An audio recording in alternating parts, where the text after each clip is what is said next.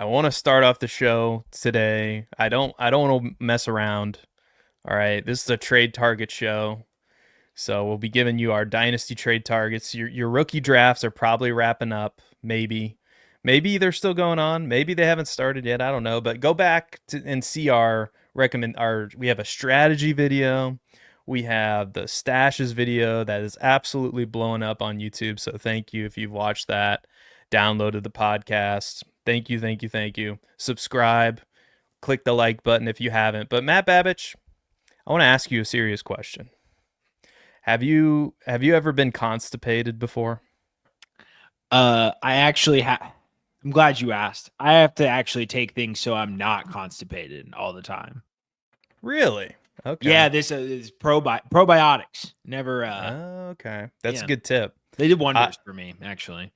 Our child has been constipated over the last couple days, and it's been a big old poopy mess over here because the dam finally broke yesterday, and oh baby, and now I'm a little bit constipated, but I'm taking the old man approach with the prune juice, and that was so Ugh, I just had a glass of prune juice before I came on this episode actually, gross. so I might have to leave mid episode. I don't know. I might have to use the facilities.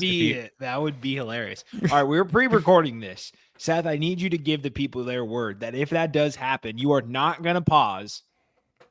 You're gonna get up, and I'm gonna do the show by myself until yeah, you if get that back. happens, yeah. I mean, the people, Just I call the hardly show, do it. really. I mean, log off a StreamYard, get your solo recording in, because if you got to go, it's over. I hardly ever edit the show, really. I mean, even the parts I probably should edit out, I'm just like, leave them in. We want this to be a raw experience for the This is how audience. I we think they are. appreciate it. Yeah, constipated always. So with our dynasty thoughts and ideas, and then we released them here. That was the most disgusting metaphor I think I've ever come up with for dynasty. You lost me on that one. And we probably lost the audience as well. But if you're No, still actually, with us, surprisingly, I bet this you think was a perfect conversation to have Alan Seslowski on. But let's we'll yeah. get back to the show. All right. Well, we have dynasty trade targets here for you. So if you're itching to make a move, and how I came at this, the approach that I had, Matt Babich, and this is really the approach I always have in dynasty, is which players are going to increase their value from now to the start of the NFL season. And there's a million different ways you can come at that. Like, how is that going to happen type of deal. But the first player that I want to talk about, and I feel like he's getting no love because there's a difference, Matt Babich, between real life good quarterback and fantasy good quarterback. And I think Dak Prescott gets a bad rap because, yeah, is he ever going to win a Super Bowl with the Cowboys? Probably not. That ship has probably sailed.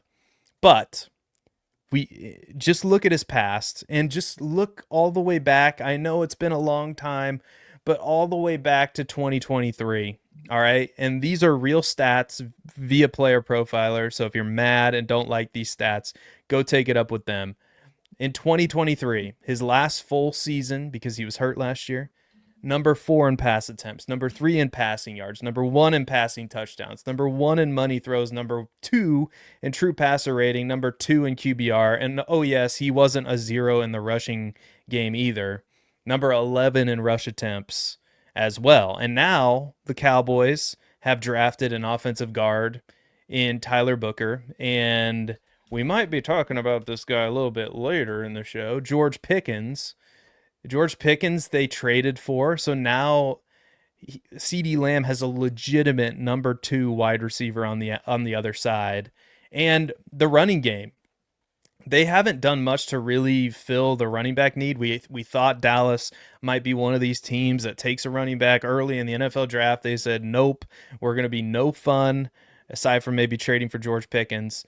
And also, and here's the last point I'm going to make, and this is really the cherry on top, because this, I know some people consider this, but I don't think we talk about defense enough in fantasy football, because the Dallas defense was second to last year in points allowed, number 31 in the NFL. And they're likely not going to be much better in 2025 given the moves they've made on that side of the ball. So all of it adds up to Dak Prescott's going to be put in situations, in shootouts, indoors, in Jerry World, where he's going to have to just throw the ball because they don't have a running game. And he's going to be better protected because they took Tyler Booker, at least up the middle.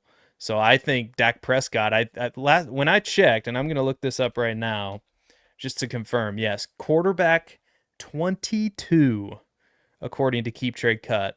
That is blasphemy. That is an outrageous ranking. He should at least be in the teens. Yeah, he should be up there. And if you get into like win now versus rebuild rankings, I'm sure there's going to be the value is going to be a little bit better. I say as I look at Player Profiler right now to get a feel as to what that would be. So if we look on Player Profiler, win now quarterback rankings, Dak Prescott is still quarterback 17 below Jordan Love and Michael Penix Jr. and Trevor Lawrence and Brock Purdy. What say you about that? How many of those four that I just listed? Because for me, it's I'd rather have Dak over Jordan Love and Penix easily. Yeah. And then I start questioning it at Trevor and Brock. I probably lean Trevor and Brock. Well, when did Dak Prescott become a geriatric quarterback? I mean, he's going to be 32 years old. I mean, I feel like we treat this guy like he's got one foot in the fantasy grave. I mean, it's if you not look at for me. It's more how bullish I am on Trevor Lawrence. Yeah, and 17 is much closer to what it should be. I said at least in the teens, and I think that that's about right. Personally, I would, especially if I'm a win now team, I want him over Michael Penix. I want him over, what was the other name you mentioned? Jordan Love. Yeah, over those two guys for sure. I think he would be, and I'm terrible. I haven't updated my Dynasty ranks yet. That will be done soon, but I have to imagine he's going to land somewhere in the 13, 14, 15 range. And at quarterback 22, according to Keep Trade Cut, like, it's a no-brainer, Dak Prescott. I mean, I want him in redraft too, by the way, because I think you're getting him at a good price there as well. Especially, like, everything Dallas has done this offseason is pointed to if Dak can stay healthy, and judging from his injury history, I mean, last year he was dealing with a hamstring, but I mean, if you look at his injury history the past 4 years, it's been a hamstring, a thumb, a calf strain, a shoulder strain. Like, yeah, in week 5, like the 2020 injury was bad, the ankle fracture and dislocation, but everything else, like, it's not like he's injury prone. I don't think so. I think he could play a full season. I mean, so I am all in on Dak Prescott this year. Any thoughts about that before we shift to your quarterback target? No, I'm all in. You're going to find fewer people more bullish on a short-term outlook on Dak Prescott than me and you. So we're in lockstep with that. I similarly thought along the lines of a quarterback, and this is an interesting one because you mentioned defense. This quarterback has a good defense and an offensive line that just got worse over the offseason, but I'm still bullish on CJ Stroud at his current position because I look for value after sophomore seasons, especially when a player massively exceeds expectations in year 1 and then disappoints going into year 2. Because generally you look at, so let's take his performance over the last 2 years in fantasy points per game, for example, 18.7 his rookie season, number 7 among quarterbacks, and 13.7 last year, number 28. So there's obviously a lot of contextual factors. The receiver core, Tank Dell with another injury, Nico Collins missing time, Stephon Diggs eventually getting injured. There was the shift of the offense following the departure of, I'm blanking on their fullback's name from 2 years ago. I feel bad, but Seth is going to find it. His departure really changed the way Bobby Slowick ran that offense last year. And we could see it failing, especially with the pass catchers and that inconsistency being there. So how do they address that? Well, there's the debacle with the offensive line, so that's bad. But on the other side, they go out and they pair two Nico Collins, Jaden Higgins, and Jalen Noel, and sign Christian Kirk. So they have a arsenal of pass catchers. They go out and get Woody Marks to back up Joe Mixon and have a slightly better insurance case there. So this offense is much more bolstered than it was than it was last year. You get a more refined identity from Bobby Slowick going into year 3. There's the accuracy. There's the ability to throw the deep ball. You pair that with good playmaking and surrounding talent. He'll be able to take more chances next year. His division's still very winnable given the teams that are in it. So there's going to be some competitive ball games. He's got 6 games a year against bad defenses. There's going to be plenty of opportunity for CJ Stroud this year, and he's just 24. There's going to be a lot of time for him in Houston. Well, I hate to do the first fact check of the night, but the new Texans offensive coordinator is Nick Caley, by the way. So they fired Bobby Slowick. When did that happen? And I think right after the season, if I remember right. But he, I think, is a McVay guy. So as much as I know about him, I think it's probably a good thing. And it's CJ Stroud. So isn't Slowick a McVay guy as well? I'm not sure, to be honest with you. Probably. You can look that up. Were you looking for a fullback? Is that what you said? Yeah. Fullback. I was looking at the archive. They ran a lot of fullback sets in 2022, and it was like or 2023, and it was like a big part of like their play action packages, and a big reason that Stroud was very successful. But Andrew Beck was their fullback. I think so.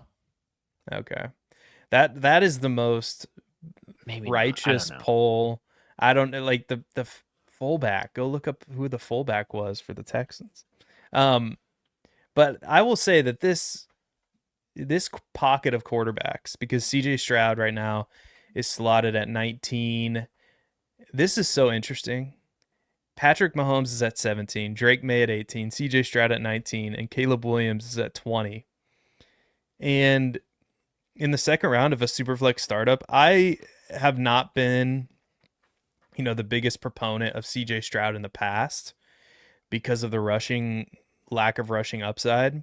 But in the second round, late second round, mid second round of a dynasty startup, if things go the way Keep Trade Cut say they will here, and if you miss out on Patrick Mahomes, which I cannot believe Patrick Mahomes is that low, but maybe I am missing something with Patrick Mahomes, but I have no problem with that at all. And I would prefer, and maybe I'm crazy too, I would prefer the certainty, because I do think there's a level of certainty with Mahomes and CJ Stroud over those other two options.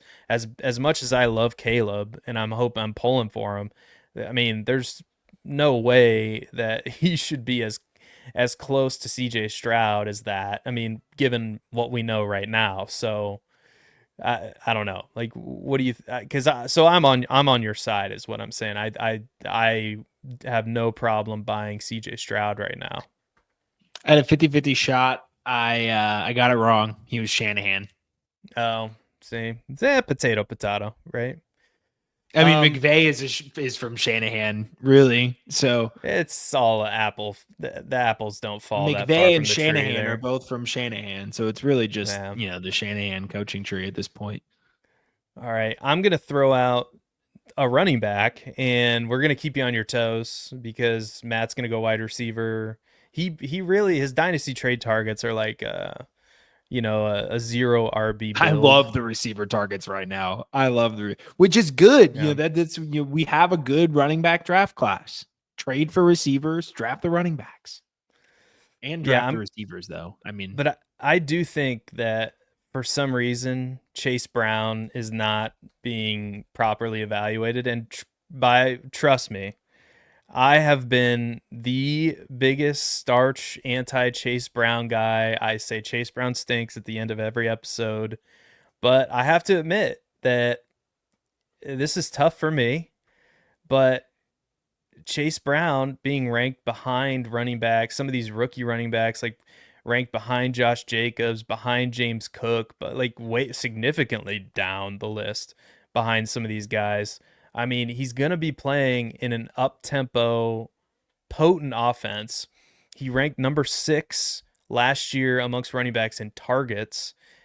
He was number 11 in snap share, and I don't really see that changing because the depth chart doesn't inspire much confidence. I like Taj Brooks as much the next guys. My dogs are going nuts.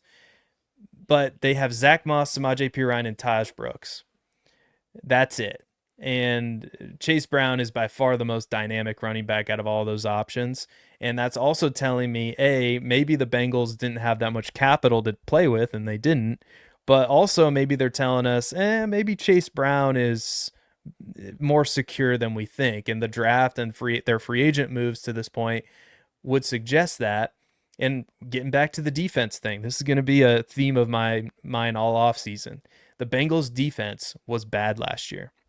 They fired their defensive coordinator. They finished number 25 in points allowed per game. And they're in a contract dispute with their best defensive player right now in Trey Hendrickson. So I can't imagine that that's going to be good for the defense, even though they did go edge rusher in the first round. And even like the stories surrounding him have been kind of weird too, because he's a traits guy. So I like this Bengals situation for fantasy, and I'm going to put my stamp on Chase Brown. What say you, Mr. Babbage? I think from a win now perspective or a short-term perspective, I think this is a really solid trade target, right? This was 2 months ago. This statement was almost unfathomable. Chase Brown being a buy. So many running backs in this class. It's going to be so hard for him to escape free agency and the draft. And yet he did it. And again, I'm with you. You know, I love Taj Brooks. I love the idea of stashing him because of his cost, but I'm not at the point of saying we should be worried about Chase Brown's usage because of what, 6th round Taj Brooks. I'm not going to buy that. That being said, let's remember that this still is a 5th round pick that is likely not going to be safe from competition for very long. This year, for sure, he's beat out. But what happens when they, do a quorum and they spend a 2nd, 3rd round pick next year or the year after that?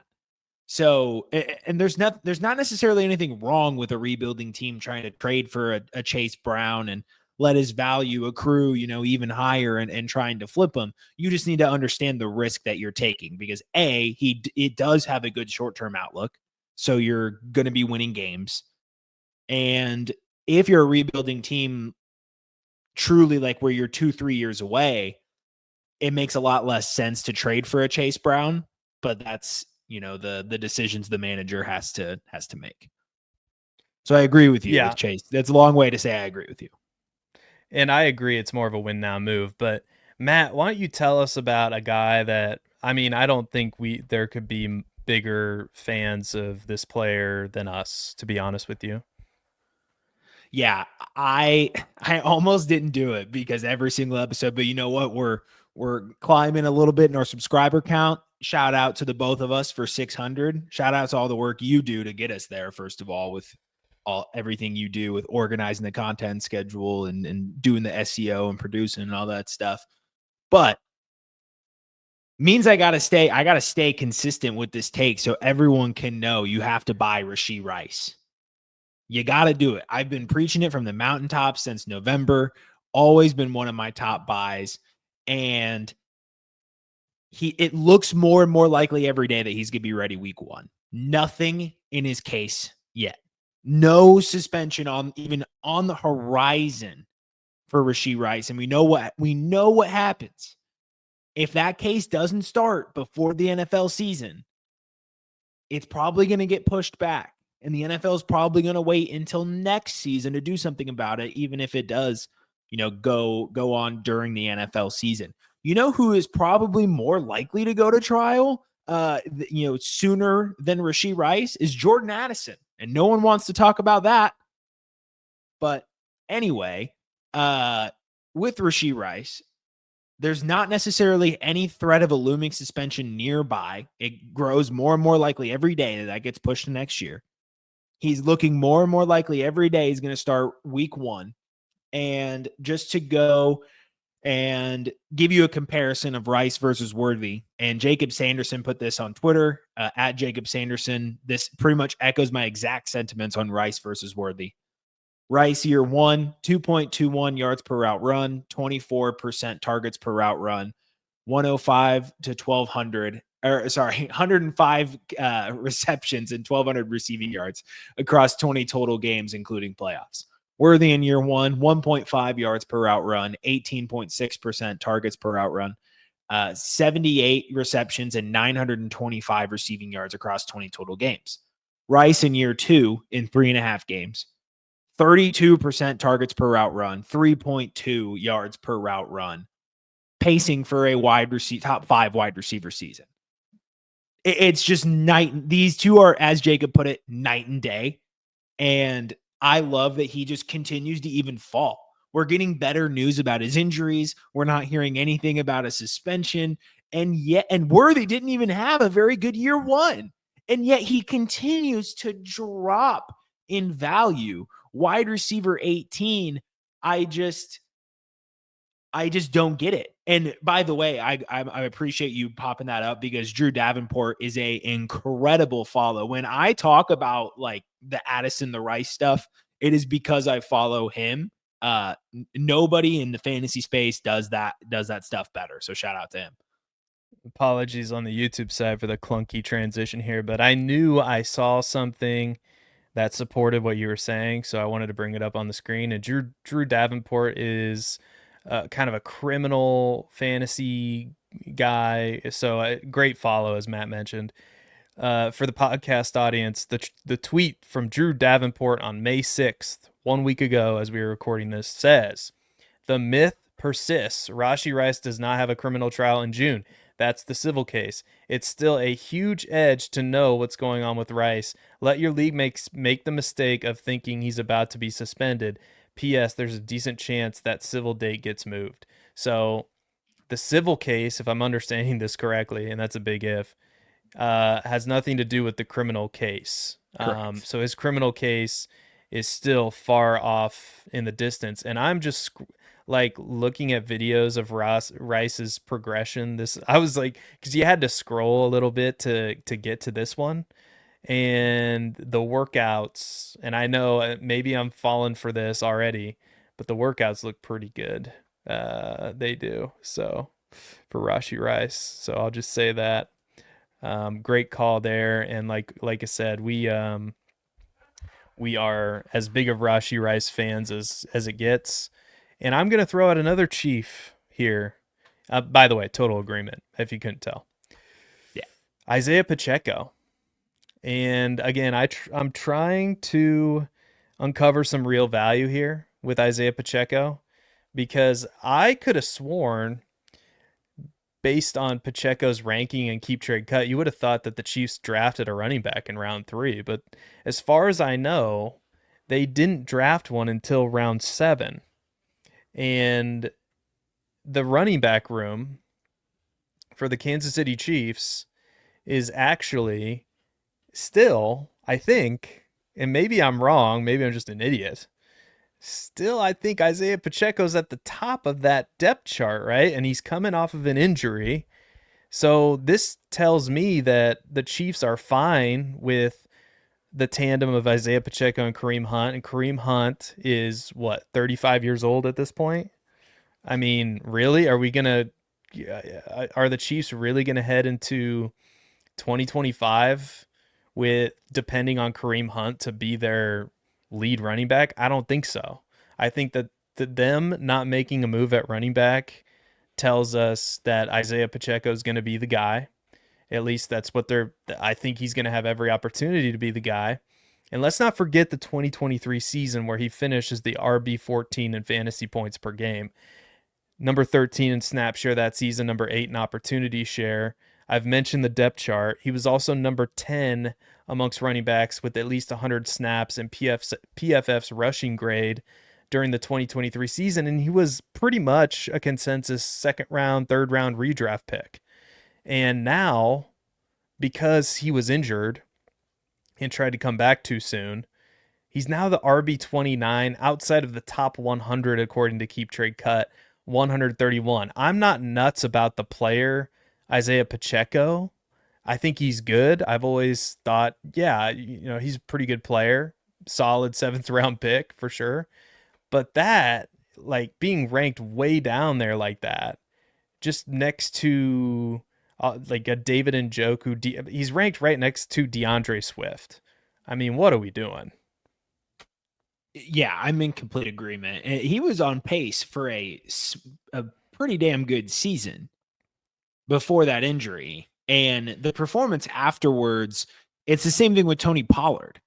You can't really knock the player for that performance because it takes a while. I mean, Pollard said coming off of, he had that same injury at the end of the season, came back for week 1 the next year and said he wasn't right until week 11. So, maybe that does say something for, maybe how much longer Pacheco might have a few weeks into the season before he feels truly right. But that injury takes time. It's brutal. But the thing about it is there becomes a point where you can't really injure it by being out there. You can have a lot of discomfort. You could be not used to it, but the odds of you getting hurt again are the same as the odds of you breaking any bone again. So that's why Pacheco was out there, because, he's cleared to play. The bone's healed. It's just, there's something, I can't medically explain it, but there's something that hinders him. So, don't let that be that the reason that you let someone else gives up on him. Take advantage, because what did they do in the offseason, Seth? Like you said, nothing.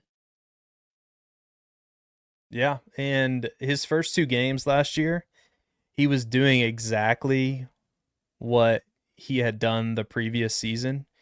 15.8 fantasy points in week 1 against Baltimore on an almost 80% snap share. And then in week 2 against Cincinnati, 16.1 fantasy points. Again, he's probably not going to be an RB1, but he can be a solid RB2. And right now he's ranked outside of even that. Like, he's the RB29 according to Keep Trade Cut. And let me tell you, you're going to be able to sell Pacheco for such a massive profit mid-season if he's putting up 15, 16-point games. The RB is just the most fragile position, and there's always contending teams that have weak running back cores. So if you're a middle of the pack team, like, you have such a good chance to make yourself a better team. And if you go through that evaluation process through the season, you can abandon ship and gain some value. All right, Mr. Babich, you have another wide receiver to talk about. Yeah, I'm going to be not fun. But I'm going to go with Brandon Aiyuk. I think there's some uncertainty here in terms of his long-term outlook. But when I think about who is more likely to take over back a share of the offense with Brandon Aiyuk back in, is it going to be let me take it back a step. Currently on the 49ers, we got Aiyuk, Pearsall, and Juwan Jennings. Now, Jennings didn't really have his breakout party until Aiyuk got hurt. He was, third in Juwan. He was a reliable guy, but not a starter to this level. Now he has a breakout season with Aiyuk gone, and now it's the question of who the loyalty is going to be. Well, when you look throughout Brandon Aiyuk's career with Jennings on that roster, he was always the choice. And when you look at, 2022, 2023, early days, his route running ability off the charts. Jennings also a very refined route runner, so they both have that going for him. But the 49ers option is going to be between, I guess, paying or trading Aiyuk or paying or keeping on Juwan Jennings. So I think while they're healthy, it's going to be Aiyuk's role. And yes, there is some chance that Aiyuk is traded. In fact, it may be a decent chance that Aiyuk is traded. But I'm willing to take that risk. His value is very down right now. I believe I don't have Keep Trade Cut pulled up, but I believe he's near wide receiver 40, 34. I was going to say 38. 34. Wide receiver 34 right now. And no matter where he's been, he's always been above that mark. He's wide receiver 18 in fantasy points per game his first year, 23 his third year, 16 in 2023. He finished outside of those marks only twice in 2021. In 2024, he had that slow start, but then was also injured. He was also a target earner, 24% last year, 25% the year before. Should have been over 20%, I believe, in 2022 as well. Yeah, 24%. So he's consistently a 23, 25% target share guy for the past 3 years in San Francisco. They're not going to abandon that when he's back on the field. And if they do choose to trade him, look, this isn't Deontay Johnson, right? He's probably going to find a spot that's relatively suitable for him. Maybe he gets traded to Pittsburgh and is a part of their rebuild process, which would be ugly year one, but probably promising in year two onward. So I think there's still a lot to like about Aiyuk, especially just because he is a 49er right now. He is going to be a starter, so he should be more valuable than wide receiver 34. Yeah, I'm not as sold on this one, to be honest with you. I mean, I know you're not, but that's okay. He's going to be coming off of a torn ACL. He is. I will say this: the contract would speak to the fact that he's the wide receiver 1 for the 49ers. I know they drafted Ricky Pearsall. I know they have Juwan Jennings, but they signed him to a 4-year, $120 million deal, and he's not a free agent until 2029. I know, and there's still trade rumors. Is the crazy thing? Which I don't know why you. I don't know either. I don't know. I don't know why you commit that much money to a guy. Then you know. You usually I know, don't, and I know that they're out there. Yeah, and so I would be surprised if he gets traded, especially with the contract that he has, especially that he's coming off of an injury. I mean, assuming he recovers from the injury and modern medicine is amazing, I think that, yes, there is value here, just not as much as I would. I think we're just a little bit off, but I think I would be more on the side of buying him than selling him, if that makes sense. Jeff Mueller, PT, DPT, has been tweeting about him, and he thinks he's starting to believe that Aiyuk might be ready for week 1. Gotcha. I am always a little skeptical of that, but anyway, I acknowledge that there are some good Twitter doctors out there. I will. Well, right.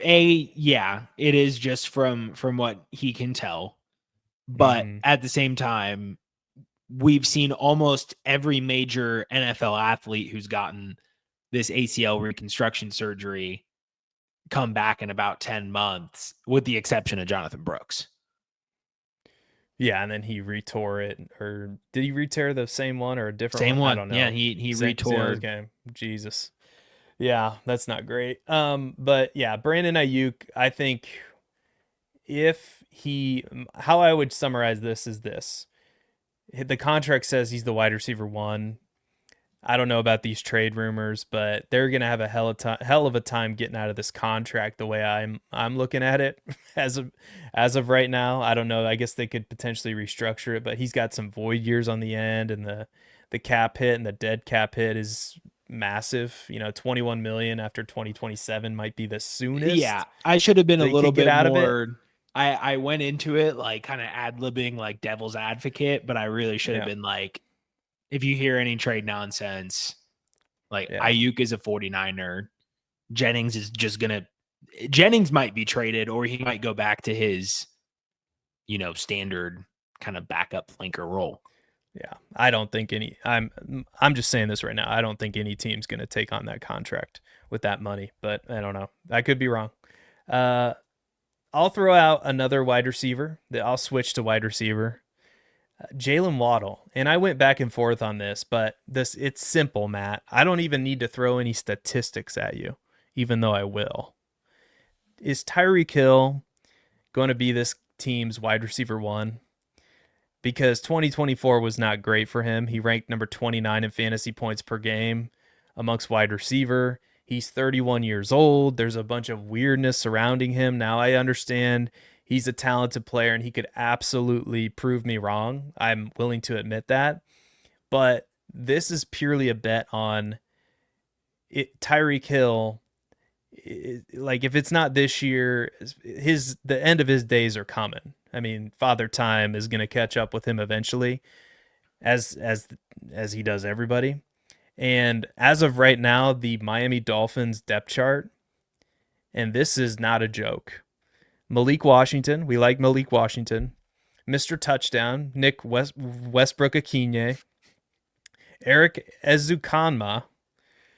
That's not the most inspiring list of characters.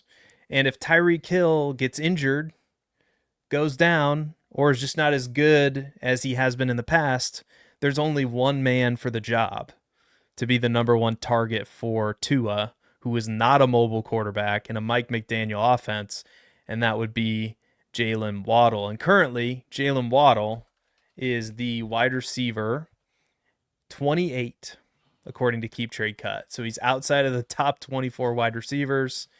He's still just 26 years old, hasn't hit the age apex yet, although he will get close this year.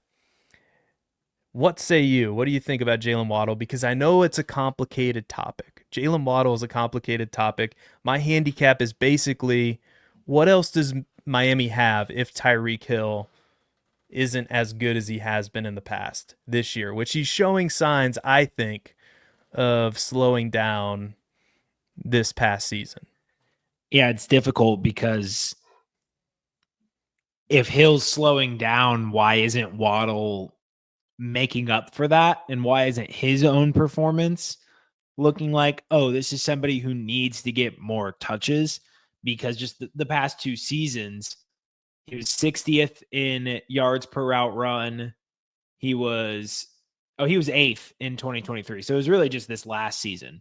It was abhorrent. Like, I don't understand. And maybe it just goes down to the fact that Tua was out for so long. Even with Tua back, Waddle wasn't great, but there could be the maybe just out of sync. He was also dealing with injuries. He had a quad injury, a hamstring, a knee, so that could have been it too. And he had a high ankle sprain. He had the concussion, I think, at one point.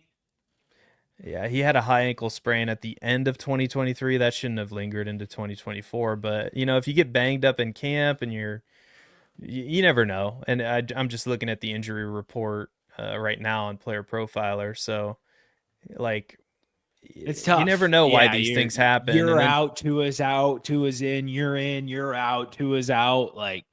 It's tough. And then, the history is better than wide receiver 28 in all of those other seasons. And so, I have a rebuild team and people are trying to, it's the one that you just joined with the orphan, and people are trying to, take Jaylen Waddle and they're trying to buy him low.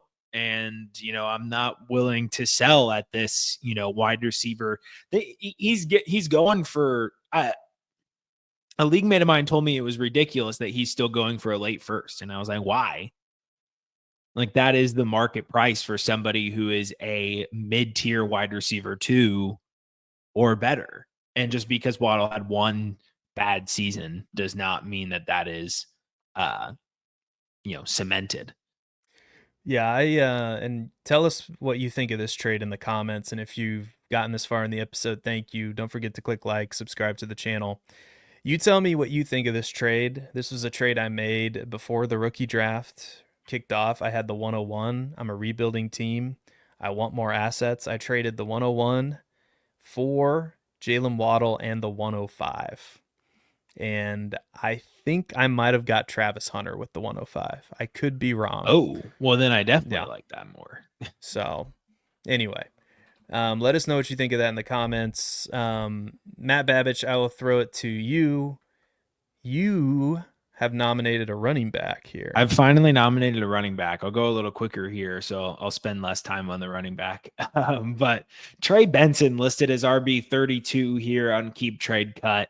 I really like the prospect because he's probably not going to be the backfield leader in touches this year. James Conner is going to be another focal point of the offense.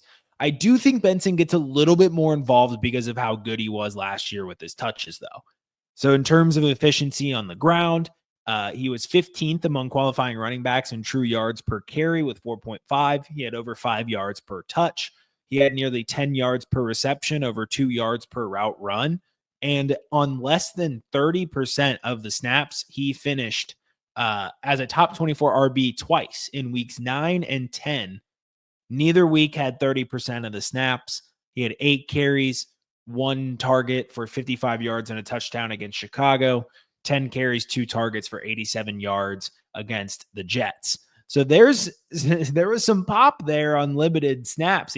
He just could not break through. And James Conner was one of those backs that, despite being on the wrong side of the age apex, despite being a workhorse, high touch guy, didn't really succumb to the injury variance. I think maybe missed one game with an ankle injury, or maybe he left the game and played the next one. There was some little ankle spell with James Conner in there, but it was very minor, all things considered. So maybe that turns around this year. Yeah, we know we're not going to wish it. We're not going to try to project it, but we are going to understand that some guys can only get some running backs can only get 300 touches so many times before luck goes against them. And so we're looking at year 2, Trey Benson, in a good offense that's looking to continue to improve, got great weapons.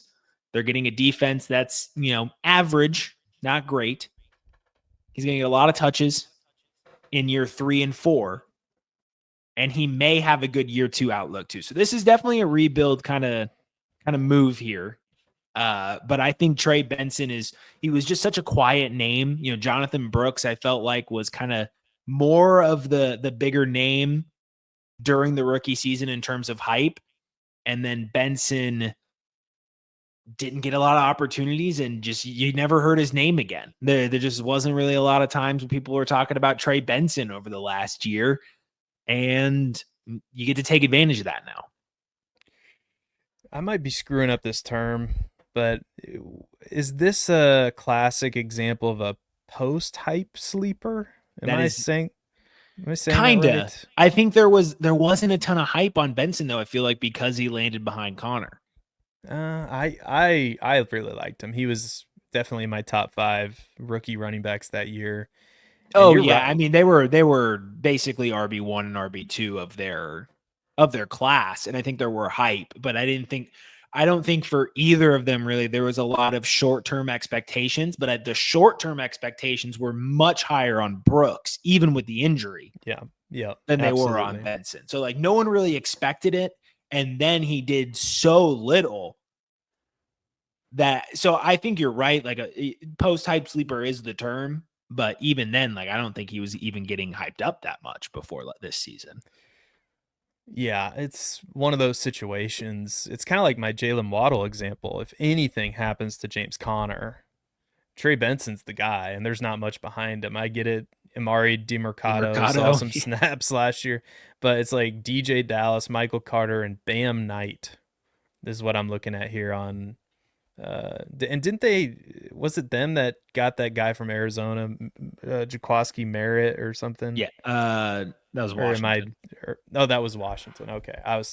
I knew he went somewhere we liked, potentially. So I like that call quite a bit. Trey Benson, Trey Benson is the perfect non-sexy trade target that the shine is just completely off for no good reason, because James Conner still had a good season left in him. Okay, well, we'll play James Conner because he's the veteran running back who's effective. Trey Benson still has all the juice that you would want from a fantasy running back. So, and he's cheap.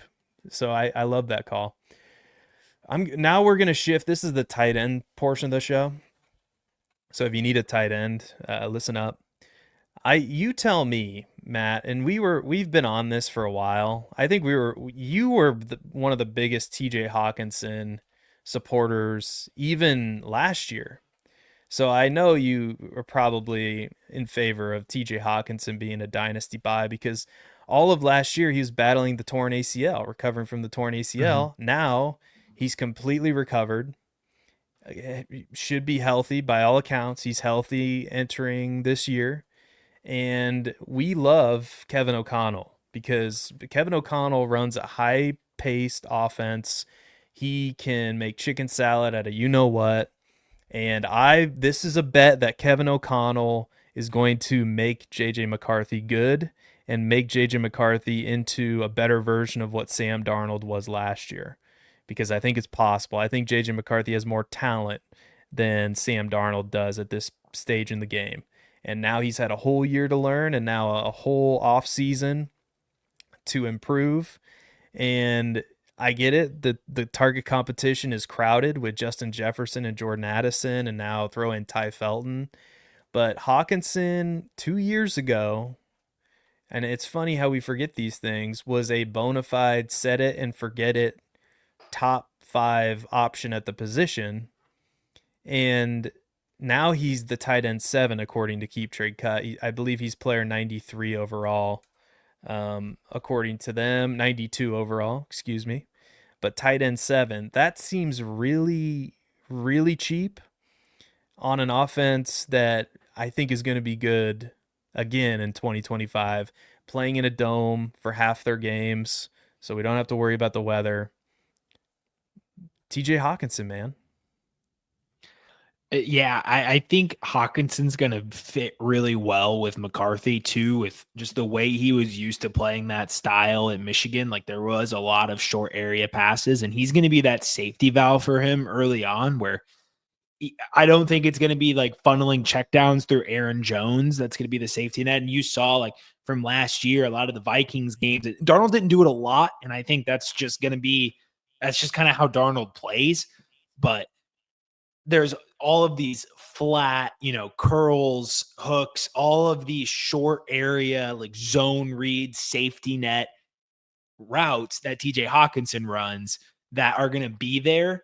But if this offense is able to kind of take a more developed step than it was able to with Sam Darnold, get some more play action going, be a little bit better about that, we're going to get back to what was, pre-injury Hockenson, with getting those, medium area play action drag routes where you can get the yak and really get the explosive plays. Like that's what he was missing. And, it could have been holding the offense back maybe if he wasn't ready to do that with the ACL. But, something tells me, Kevin O'Connell knows this offense needs to take a little bit more of a developed step after how they struggled towards the end of last year.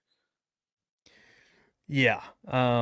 And JJ McCarthy is the key to everything. So if JJ McCarthy's bad, and there is a world where JJ McCarthy's bad, this is going to turn into a bad take. But hint, I'm also pro JJ McCarthy, especially with Kevin O'Connell. I'm basically just pro anything Kevin O'Connell has to play with over there in Minnesota.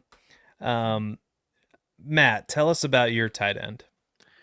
I'll go pretty quickly here, but Brenton Strange, I don't understand why his value didn't really rise that high after the official departure of Evan Ingram. And in fact, his value dropped lately in terms of his overall value. But tight end 21 is kind of baffling to me. He's 24 years old. His true breakout was last year. He was a second round pick in 2023. 6'4", 250. He's a good athlete, upper percentile athlete. And in the one game he truly started, 82% snap share in week 15 versus the Jets, 33 routes. He had 12 receptions, late in the season when the official breakout happened.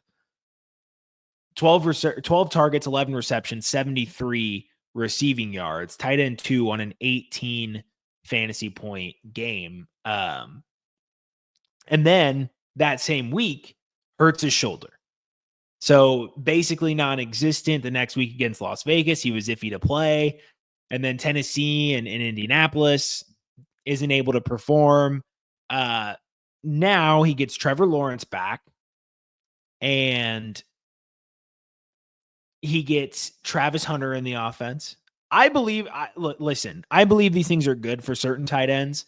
And with a guy with Brenton Strange, even in those week 17 and 18 games versus Tennessee and Indy with Brian Thomas Jr., like it was easy for the defense to kind of blanket. And when you only have a certain amount of things to worry about, they didn't have to worry about the run game. It was literally take away Brian Thomas Jr., which even for those defenses didn't work. And then Brenton Strange. Now the defenses are going to have to worry about Brian Thomas Jr. They're going to have to worry about Travis Hunter. And that is going to open up a lot for Brenton Strange, especially a guy who earned 4 red zone targets across 4 different games playing with Trevor Lawrence last year. So red zone body type of guy with an improved offense, which, by the way, Liam Cohen, Cade Otton was the most valuable he's ever been in that offense. So there might be a lot more designs for Brenton Strange than there were for Brenton Strange under the ghost that was Doug Peterson. Yeah, and their depth chart would tell you that Brenton Strange is the guy too, because Johnny Munt and Hunter Long, I mean, come give me a break with those two guys. Brenton Strange, they spent a second round pick on him. The profile's good, good speed, good burst, almost elite burst. And yeah, this is a bet on the upside, but you're absolutely right. That offense is an offense I want pieces of. Definitely want, obviously, Brian Thomas Jr., want Travis Hunter, but the cheap way to get exposure is Brenton Strange, because like you said, and the way that I approach tight end, he's a perfect target for me as well. If it's too expensive to go get Hawk, Brenton Strange is a discount option at the position. I really like that. Matt, it's bonus time. We were going to stop at 10 players, but Matt insisted that we have bonus time. So Matt, since you kind of strongholded me into giving a bonus pick as well, go ahead and give your bonus dynasty buy. I actually will be quick this time. I keep saying that I'm going to be quick, and then I don't be quick. It could be a bit on the show, I'm going to be quick, maybe 7 to 8 minutes per I'll player. Be quick here. Yeah. It's 10 minutes talking about Brenton It was Strange. the best of times. It was the worst of times for Brenton Strange. Pickens at wide receiver 33 right now feels like a good stab. His value's been relatively flat since the move, and I feel like it should have been a pretty big increase. It's a big vote of confidence going from a quarterbackless Steelers team paired with DK Metcalf to next to CeeDee Lamb in a Dak Prescott high volume offense. And I really love the way Pickens' skill set is going to mesh with CeeDee Lamb. I got to give Jerry Jones credit on this one. I actually think this was a great move for them in terms of stylistically, like how he'll fit into the offense. Dak loves, him a good back shoulder ball. Like think Michael Gallup, but more talented. And Michael Gallup in the Michael Gallup role was successful. So I like Pickens as a target here. And I like that too. I don't necessarily like the player, but the value is and the opportunity in that offense. Sign me up for that. I think Dak's going to be really good for him, and he gets to play more of his natural role, because him as a number one, him as a number 2, opposite CeeDee Lamb. Okay, I can get behind that. Absolutely. Wide receiver 33 instead of like in the 20s. Yeah, I can get. Absolutely, I like that a lot. And this is probably for a win now team only, but Courtland Sutton is my bonus pick. Courtland Sutton, I think maybe some people forgot how good the Broncos offense was last year and how good Courtland Sutton was in it. Number 13 amongst wide receivers in targets, 135. Number 2 amongst wide receivers in air yards, 1,787.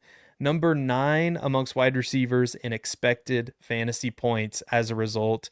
18.3. This is a sharp contrast from his actual finish of 14.1 fantasy points per game. And in year 2, with Bo Nix and Sean Payton, Sutton should see a similar opportunity in the offense because look at the target competition. Look at the depth chart. Marvin Mims, Devon Vele, sure, they draft Pat Bryant in the 3rd round, whatever. They have Troy Franklin, Trent Sherfield. I guess they acquired Evan Ingram.